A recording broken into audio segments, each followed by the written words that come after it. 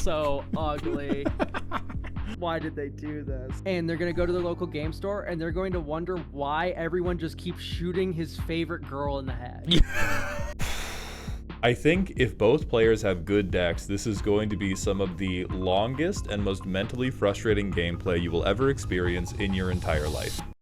I think earthbending is the strongest of the bendings. Can we get this out of the way first? Like, what is your opinion, your hierarchy of the Okay, so bendings? I think the hierarchy of the bendings is very different for draft and commander, but I do think that earthbending is at or very near the top in both situations. I mean, throwing rocks at children is very powerful. I think the craziest thing about earthbending is you get a guy that can beat the heck out of somebody, and then if they kill the guy, guess what? You get it back, but it's a land. And so that's really good. I think firebending sucks. Firebending, low-key, yeah. Firebending is the coolest and most awful of all the bendings. I think I haven't seen all the waterbending cards, but I think waterbending is gated by the payoffs because that is anything that allows you to cheat mana is immediately ridiculous. And waterbending allows you to cheat mana, but if the stuff they let you do with that cheated mana isn't that good, it won't be crazy. Yeah, and then airbending's 2-mana Emrakul. Shut up. Shut your little, shut your little butt up, 2-mana Emrakul. I think it's earthbending, airbending, waterbending, firebending, and there's like a giant gulf between water and fire. I agree with that. We have a PowerPoint, naturally. Big. To talk about stuff. Elk not shilling the flicker effect first, genuinely surprising. Listen, you just got to admit defeat to the Lance players. They got earthbending and earthbending's cracked. I got to play.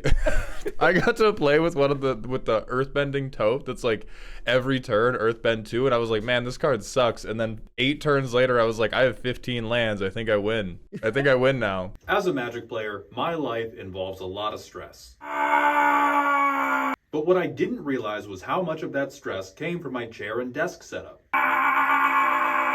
So for this video, I've partnered with FlexiSpot to show you all how the E7 standing desk and C7 chair have changed my life for the better. The E7 desk features an incredible surface area, a variety of gorgeous colors, and a powerful shaft to adjust the desk wherever is most comfortable for you. Plus, they have wide, robust feet to ensure that your workspace and play space is wobble-free and stress-free. The C7 chair's ergonomic cushioning and adjustable back support ensure that no matter how you like to sit, you'll be doing it comfortably. My decks may not be well supported, but my lumbar spine is, thanks to FlexiSpot's multi-point adjustable back support. It's perfect for working sitting up, gaming, leaning back, or any position you might find yourself in. The optional footrest just makes the fetal position so much more comfortable. FlexiSpot offers a wide variety of standing desks and ergonomic chairs to support any lifestyle, and their Black Friday sale is coming up fast, so head to FlexiSpot.com today to level up your setup. Remember to use code YTE730 for an additional $30 off the E7 desk, or code C730 for an additional $30 off the chair, both of which come with 10-year warranties. Let's get into the set, and let's broach probably one of the, I think a thing that will be a sticking point for people with this set, which is going to pre-release, which is typically how people engage with a set that has just come out. You get to go to a game store and they give you some cards and you play what's called a limited game with a bunch of other people in the store. How do you feel about the pre-release for Avatar, Elk? I feel like it's way too goddamn expensive is how I feel. You know, no shade or nothing, but like, ooh, it's like, wow, I need to be paying $40-$50 for goddamn pre-release, and it's standard power level. This isn't like a Modern Horizons 3 kind of gist, where the set power level is also very high. I feel like the licensing fees from Universes Beyond is dissuading me from going pre-release. Right, like it's first Google result was $50, which is like that's Ferris Bueller's Day Off for me. That's like not. That is a very consequential amount of money to get to open a deer dog. Yeah, $45 is like the median for the Denver metro area. And to me, that makes me barely want to go to 1. Like, I don't even know if I want to do 1. I probably just want to buy my singles and get in GTFO. Yeah, but there's also, a ton of good singles. Yeah, but also, like, look at Edge of Eternities, where I hit 4 Edge of Eternities pre-releases. I was edging to the max. All right. I hit 4 of those. And that's how we got the deer dog. Exactly. No, I was super riled up. Edge was great. That was such a good set. And it was $20 to $25 for a pre-release around here. Yeah, and this is like you're paying to get to experience Avatar in Magic, but there's other ways, which feels and I think the shame about that is this looks like a very fun limited environment if you are an insufferable person, which I am. It looks fun to play, which is very enticing, but like fun to play does not $50 make. Like $50 is what I spend on a video game I intend to get like 100 hours of enjoyment out of. It is not what I spend on a 2-hour afternoon activity that I'm probably going to be at least minorly butthurt about how bad I did. You can go to 2 Avatar pre-releases, or you could buy Spirit Island. This board game rocks, by the way. There's no way you're promoting a board game right now. I'm gonna promo board. I'm not sponsored, by the way, but Spirit Island is fucking cracked. This board game's awesome. Can anyone in chat sound off if you played this board game before? I'm pulling it up. This shit's cracked. It's infinite playtime. You play as gods on an island, and you like explode settlers. Jesus. On the island. Yeah, no, it's great. There's a card called Cast Down into the Briny Deep, and you just take a bunch of European settlers off your island. You just destroy half the island. So it's fun. Catan, but you get to kill white people. That's awesome. It's Catan, but you kill the Catan settlers. Hell yes. So if you are going to a pre-release and you haven't played in pre-releases before, we have taken the time to set up the best strategies for you to look for in the packs you open. And those strategies are going to be male pregnancy, birds, and being the most annoying person ever. We're going to get right into it with the unstoppable power of pregnancy. These are any cards that make another guy. Elk, can you comment on the power of making multiple men? If you play a card and it makes another dude on the board and then your opponent explodes the first guy, you've still escaped with a child. A child is not as good as the parent in combat, but you can certainly do it. You can certainly go coast to coast with a 1/1 and destroy them. And you can train them into what? A child soldier. And by doing that, they can grow much more competent at fighting. So, especially with airbending, which we've already decided is the second best bending. Airbending lets you exile something, and then you get to replay it for very, very cheap. So if you have something like Invasion Reinforcements or Kyoshi Warriors, you play them once, they come full term, and then you can just replay them turn after turn after turn after turn after turn. You may not be able to chain it that often, but it is a very, very powerful way to just get blockers, to just beat the hell out of people. Yes, I am shouting from the rooftops, by the way. Viewers at home, go to combat first. You need to turn these people sideways before they create another child. Please, I am begging you. So the next most important thing you can do after making children is make children that fly. Based on the stuff I've seen in this set, there is a healthy amount of stuff that will be good at blocking. There's a healthy amount of stuff that will trick you in the middle of combat, and being able to just ignore all of your opponent's creatures is it's quite good. Yeah, so big thing with flyers. Every single one of them is a clock on your opponent, and so long as you're not in a flying mirror match, your opponent will die eventually. Take equipment highly.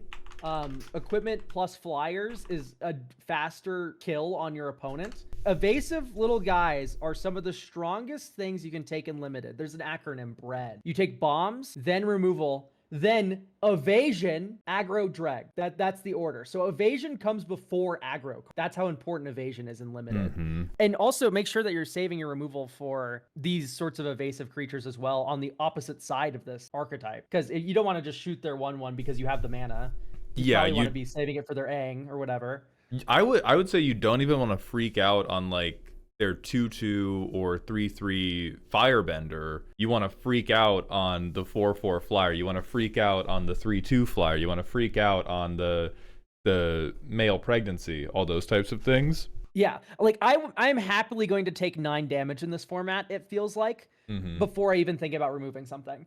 Just like if I have a 4/4 blocker on my hand by turn 5, and you have a 3/3, I will happily get like murdered by that thing and deploy my 4/4 for value. So don't be afraid to use your life total as a resource, especially against a flying player. And so that brings us to the final strategy, which is being annoying as shit. And you'll notice that we have way more cards in here because this is probably the archetype that is going to dominate the limited format. There is such a high concentration of cards that you can cast on your opponent's turns, cards that will remake you little shitty creatures to block with, cards that will change something's stats in the middle of combat.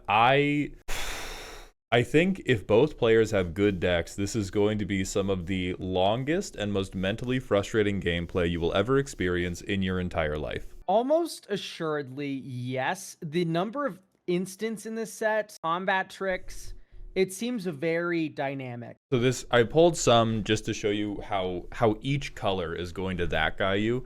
In green, there's the earthbending mechanic, which is the strongest bending mechanic. And there's cards like Haru that say, basically, whenever you play a creature, one of your lands will become a creature, which you're like, oh, that's risky. They can kill my land. But if they kill your land that's been earthbent, you just get it back. It is a literal zero downside mechanic. It is ridiculously strong. This is effectively whenever you play an ally, you get a 1/1 token. It's about the same power level. It's very strong. And so green is going to have earthbend. Like the only way to deal with green is going to be birds, quite frankly. They're bad at aim. They can throw the rocks at children. They're bad at throwing the rocks at birds. And then in red, they have approximately 1 million removal through direct damage. There's a bunch of instant speed stuff. They have a bunch of activated abilities. They have a bunch of creatures with prowess, which means their stats get buffed if they cast anything in combat. So red is the color that's going to go to combat. They're going to swing a bunch of terrible creatures at you. You're going to go, oh, I just blocked them. And then all of their creatures are going to magically become good, or your creature's magically going to get a hole in its head. When an earthbending creature hits the battlefield, if it can generate repeatable value like Haru, you need to destroy them. Like you need to. Yeah, we talked about don't blow mana on the 1/1. Blow mana on this guy. Blow this guy away right now. All right. Every gun you have.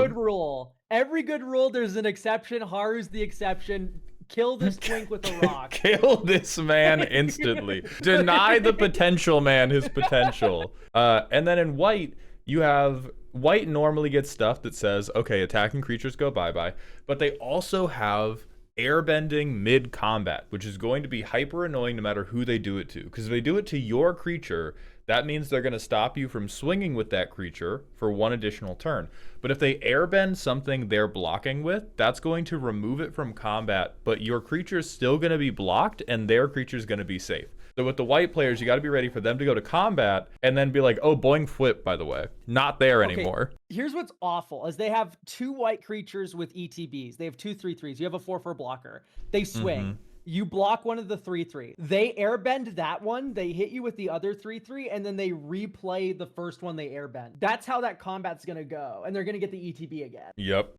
It's gonna be. I want you to imagine how you as a person would try to fight Aang, and that is how playing against an airbend deck is gonna go. It's gonna be some hot bullshit. They also, even if they don't airbend you, they get enter the avatar state, which is like it's one of the first cards where it is genuinely as good as the name implies. So many times they print cards into this game that's like a reference to something from a different property, and it's like, this is the Mega Doom Explosion Ray 5000. It deals 1 damage. Enter the avatar state is actually just ass beater mode. You get for sure. First strike, lifelink, hexproof. Hexproof is the strongest of these words, I feel. Then first strike, and then you get to flying, and then life. I feel like that's the hierarchy here. I actually don't think that's true. I think it's true in Commander, universally, that hexproof is going to be the strongest word. But in Draft, flying, first strike, lifelink, you can turn so many creatures into, you now have to spend good removal on this, or I'm going up life, killing your thing. Yeah, it's tough. I don't know. I would just never want to cast this into an open removal spell, I feel. It's just I think that's why you're a better limited player than me, because I really want to, but I want to cast it on my bad creature. Like I want to have a good creature on board and a bad creature, and make the bad creature my avatar and be like, How's that exile? How's that kill spell in your hand feeling?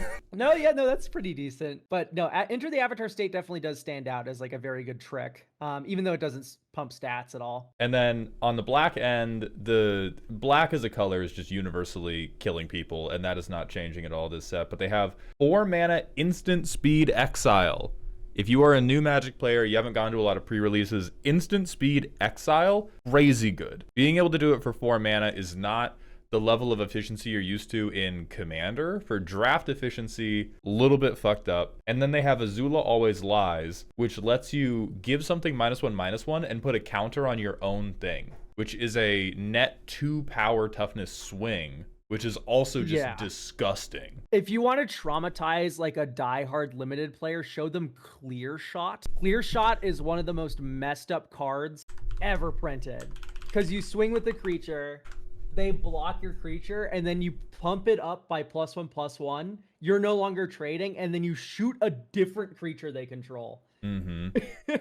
Like, and here it can lead to the same number of blowouts with Azula Always Lies. Yeah, like Commander is the game of big, over-the-top, hilarious kaiju plays. Limited is often a game of inches, and this card gets you 2 inches, where normally you get 1 inch.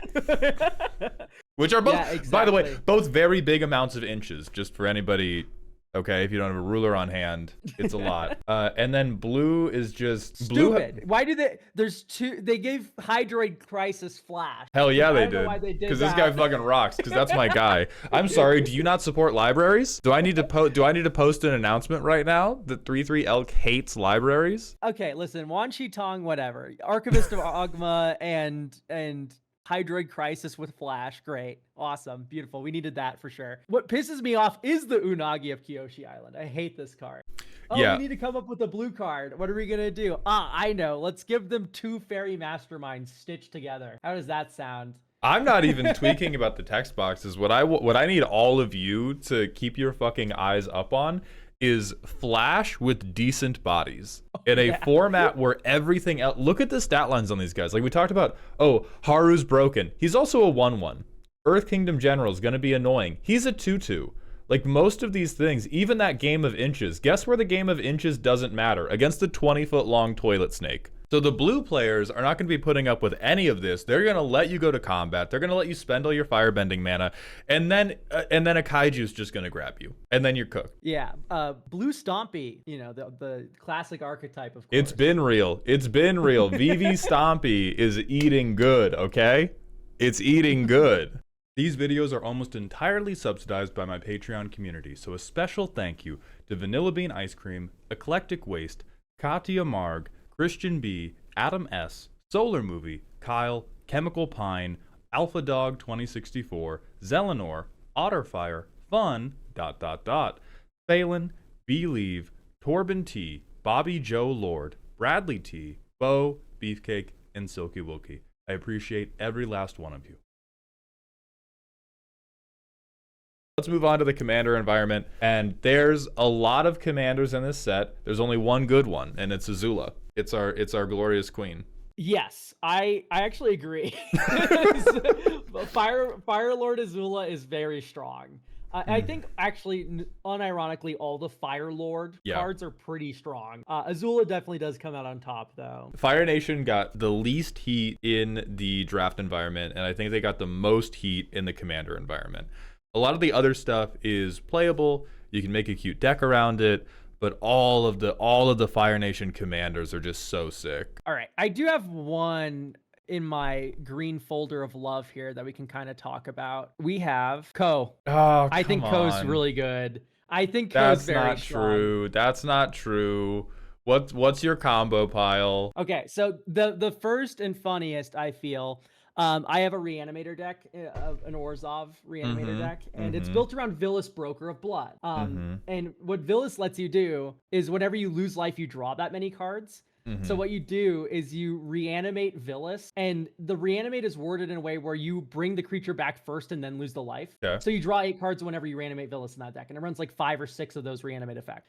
Ko here, what it allows me to do is, because Ailey's the commander, I can reanimate Vilis, get Shieldred, Mhm. and if you sack them and ever exile them under Ko, that actually works because unlike every other card, Ko is very unique in that it gets the triggered abilities of the last chosen card. So unlike an Agatha Soul Cauldron, it's not getting a activated abilities only. It's getting the triggers from Shieldred. It's getting the triggers from Villas. And you can keep choosing the same cards and going back and forth. So you go turn it into Villas, pay another life, turn it into Shieldred. That triggers Villas. It turns into Shieldred. And then you draw a card and gain 2 life. So you've paid 2 life to draw a card. And then you've also gained 2 life from drawing that card. So Villas, Shieldred are an infinite draw your whole library bullshit combo. So you just keep stacking the triggers 2 at a time to go like Yes, snip, exactly. snap, snip, snap, and then it becomes Shieldred, becomes Villas, and then you go, excellent, I got a card for net 0, become Shieldred, become Villas.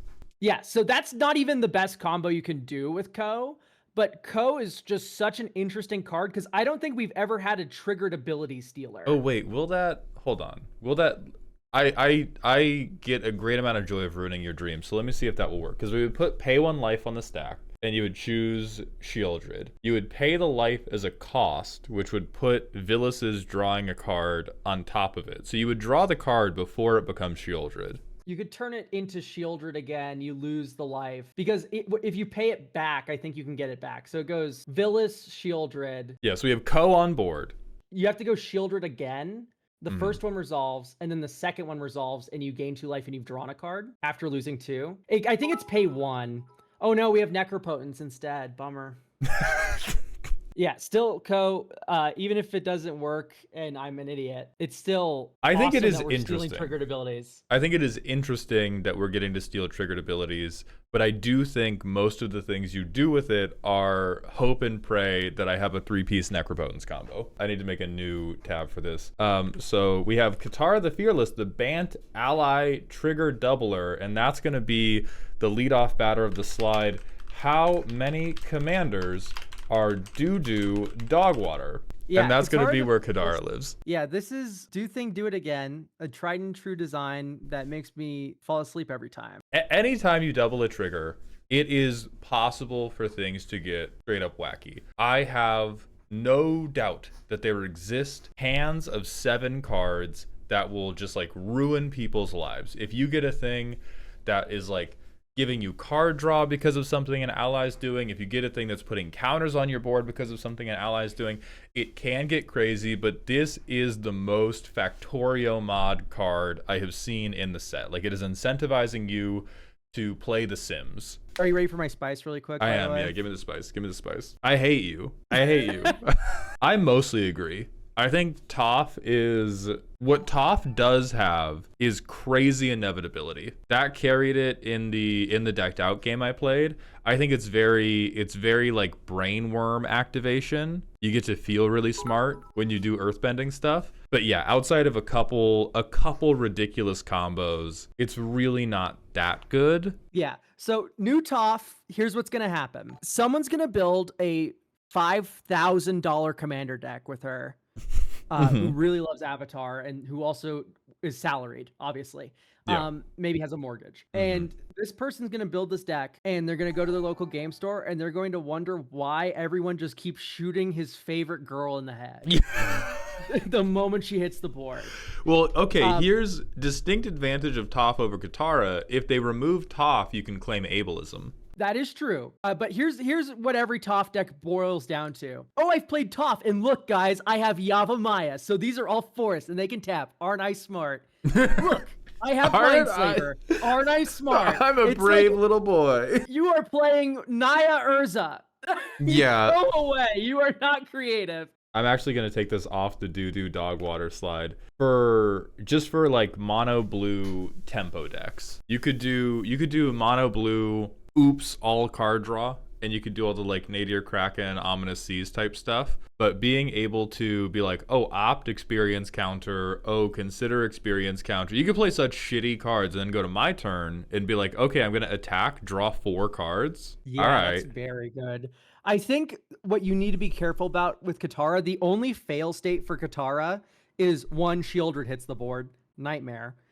2, you tap her, you play her and tap out on turn 2. You go like, here's Katara turn 2. I think you are so wrong if you ever do that. Yeah. Katara is only a thing you put on the board when you have 3 mana available to you, so that you can either protect her or interrupt somebody after you pass. Because if you're laying down Katara and then passing to not get any experience counters, yes, you are a fool.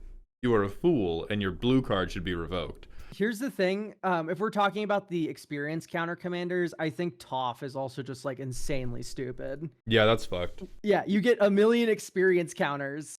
You get 1,000,000 experience counters super easy, and now I have a land that beats your ass. I was talking with Joey Schultz from EDH Recast, and he was talking about Avatar Kyoshi and Toph, and he was like, both felt pretty strong, but Toph, Earthbending Master, I have never had 40 experience counters before. And I believe him. I was like, yep, that makes sense to me.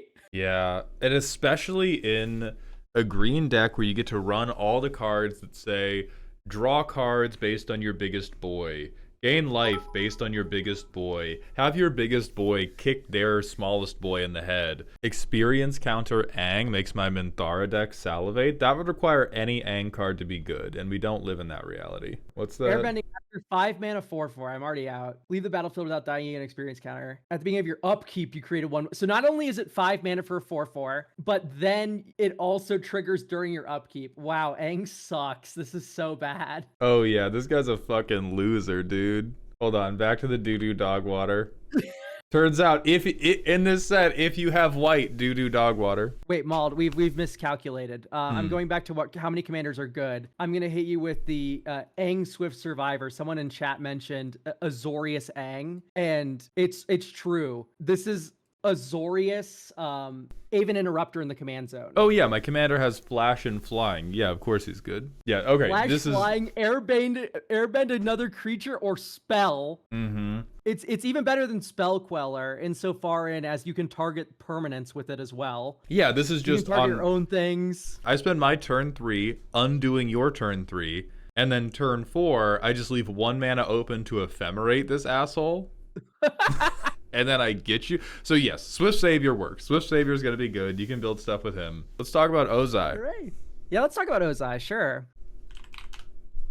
He a bitch. Ozai's a really good villain. Yeah. I'm a big Ozai guy. I'm a believer. I like that he can get indestructible. I think in Rakdos, just having like a guy who hits and costs $1 million is rough to make good. Yeah, so it is 6 mana, which is not out of the range of Rakdos, especially with treasure tokens. But God, if you use treasures and then anybody can kill him, you're just out of the game. What you do is you just stockpile a ton of treasures, you play him, and then someone goes kill spell, and you go sack all my treasures for mana, and I have 6 or more unspent mana. I mean, okay, so wait, did you just say the answer is simply play him for 12 mana? Yes. No, make 12 mana worth of treasures. 12 mana! I'm just gonna do a little. Hard. I'm just gonna do a little movement for you. If you cast him for 12, you get 4 mana back, though. Yeah, you do. 4. It's so cool. It's really good, and I believe you, right? You keep I don't working. think you played against Rakdos treasures. You keep working, Goat. I'm doing something different over here. Okay, let's talk about cards not going in the command zone. Yes. I have a lot of these. Like, we're finally going to get into a lot of the meat of the set here.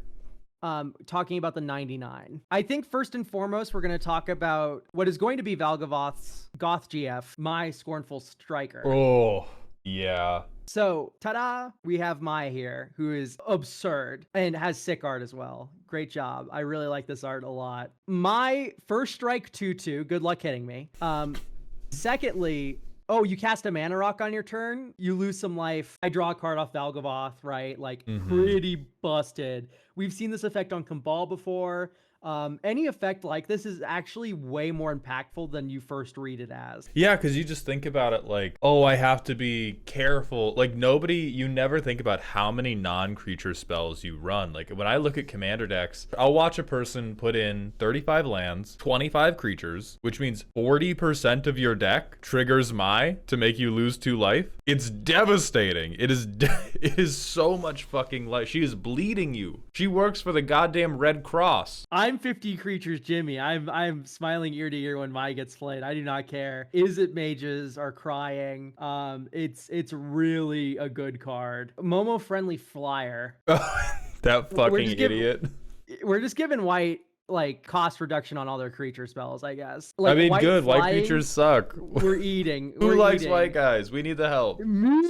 White guys need the help. Momo friendly flyer is stupid. It is so strong. That's a creative word you used. I think it's strong. I think it's very good. It's counterpoint. I could beat Momo in a fight. Yeah, you could beat Momo in a fight. Can you beat his 7 fucking angel best friends that come down? Why do you think it's taking me 7 turns to beat Momo to death? I think, like Katara, this is another card that is blatantly skating by on the fact that it's not worth the bullet. Momo would not go in my Kellen deck. It would go in my Safara Sky's Blade deck, where my mana curve is 3 or lower flyers, and I am cheating a 7/7 angel that gives all my flyers indestructible. That's where he's going. And also, he's free the turn you cast him alongside another flyer.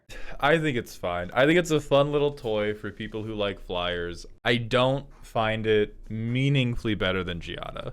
I feel like I'm breathing all the 99 air, so I'm excited to see what you have to pull out right now. It's not even good, but I did get to play this card, and it is exactly as funny and stupid as you think it is. Tectonic Split turns all of your lands into Lotus Fields.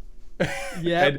And what I want to notably impress upon you is everyone's like, oh, me when earthbending, like, oh, bringing all my lands back is so funny. Nope. Play this with no land sacrifice synergies, and your head will fucking explode. Play this with no fucking payoffs for it, and just witness the raw, unbridled power of being able to tap any number of lands for 3 fucking mana. Holy shit! But this is an additional cost to cast the spell, by the way. So if you cheat this enchantment into play, some manner, like you can just like Academy Rector it or something. You don't have to sack shit. Yeah, like reanimate a permanent, cheat a permanent, out of hand, anything. Like, my god. Yeah, because it is, if all goes according to plan. Now, the other funny side of this is I want more people to play this because I want to counterspell it after they've paid the cost, and you just lose half your lands for nothing, which is the price green players should pay or to participate in the game. But if this just resolves and you have no synergies,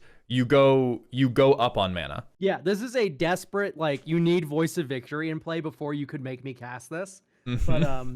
But once we're there, I'm feeling pretty decent about it. The Legend of Yang Chen. The flip side is a 4/5 avatar colorless that just says whenever you cast a spell, you airbend target permanent, which is broken. But let's focus on the first chapter of this. Starting with you, each player chooses up to 1 permanent with mana value 3 or greater from among permanents your opponent's control. Exile those permanents. Fucked up. It's so strong. It might be second spell each turn. You're right, Alec. But brutal removal spell. They're not gonna let that and fly. Also anyone who's like, oh, this will only remove one thing, has never resolved Council's Judgment in their entire life. I understand the angle you're coming from, where they're like, oh, you're casting the removal spell, they're going to hate you, and you're not, and you're only going to get one thing because they're all going to pick the same thing. No, they're not. I have seen many acts of generosity in my life. I have never seen a table come together and pick just one thing when we're talking about problems to remove. Because you know what happens? 2 people, of the 3 people that are not you, 2 people agree on what the problem is. And then the one person who has the problem is like, okay, well then fuck you guys. And they pick something else. Let's talk about a really good one. We can talk about Cat Gator after Cruel Dude. It's so ugly. Why did they do this? Oh no. The bonus sheet's so bad. I recommend everyone watch the Amazonian video about the Avatar bonus sheet. But he's rizzing you. Look at him rizzing you. Have you seen the Twitter thread? I forgot who it was, but he was like, every 10 likes, I'll move him farther away from the camera. That's pretty fucking funny. I think it got like 2K likes, and it's literally zoomed out to the Milky Way galaxy. It's beautiful. Oh, anyway, I love this card. Off my screen. No, I'm bringing him back. It's all Ozai all day, baby. I'm looking at other cards because a lot of people are talking about Katara's reversal. That looks funny. Yeah. I feel a little bit Phantom Menaced by how up people were on this card. I think it depends on. I guess I just don't play artifact decks, and so I always undersell the raw power of being able to untap artifacts. I don't know. Is this good, Elk? Tell me, Elk. I need your wisdom. Okay, you need to have a ridiculous amount of mana, in which case I don't think this is that good. Because like it's like the same people gooning over this card are the same ones that like are like, oh dude, fucking unwind, bro. Free counterspell. I'm like, dude, you need 4 mana to cast it. And sure, it'll go mana positive, but when are you countering a spell? When mana is the least useful thing to you. It's not your turn, presumably. Like, what makes something like Frantic Search very strong is you get to untap the lands during your own turn. Right. Dramatic Reversal, you get to do that during your own fucking turn. And go infinite with it. And then Katar's Reversal, this card is fine. It's fine. It untaps Manifold. Yes, I know. I know it untaps all the broken artifacts, but if you have all the broken artifacts in play, you just win already. Like, it's like, what are we doing with the counterspell on your turn? Like, no, this is like, this is a decent card. It is fine. It's probably not going to break the meta. It's not going to do anything that Dramatic Reversal isn't already doing way infinitely better. And it's not even comparable really in terms of power level to Dramatic Reversal because it's not happening during your turn. I think this is going to be like the blue player emotional support stuffed animal, and it's going to be dead in their hand 9 games out of 10. But oh my god, that one force game. Of will. No. That one game where there are where somebody else, 2 other players are in a stack war, and you get to just undo all of it. All right, let's talk about Foggy Swamp Visions. Why on earth would we do that? This card is busted. It's Rally the Ancestors. So 1 black is an additional cost, Waterbend X, exile X target creature cards from graveyards, not your own. For each creature card exiled this way, create a token that's a copy of it. At the beginning of your next end step, sacrifice those tokens. So, okay, a million Obeka players just all came at once. But yeah, also, sure. The Obeka players get a treat. Even outside of Obeka, this is just such a disgusting combo card where you just go, exile all these ETB creatures for 3 mana because I tapped my entire board. They all ETB, do their bullshit, and then they leave. Okay, but why don't they have haste? Rally the Ancestors does not need haste. Please. Yeah, Cairo, so I had the same confusion. It's because we play good decks instead of ETB decks. That's why. I hope that helps. Here's the thing. You have a Blood Artist, 12 creatures, and a sack outlet in your graveyard. Oh my god.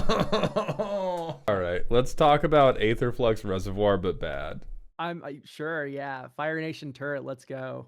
Hell yeah. Do you guys make too much mana and you don't know what to do with it? Fire Nation Turret's there to help. Do you hate Jimmy, the life gain player? Fire Nation Turret's here to help.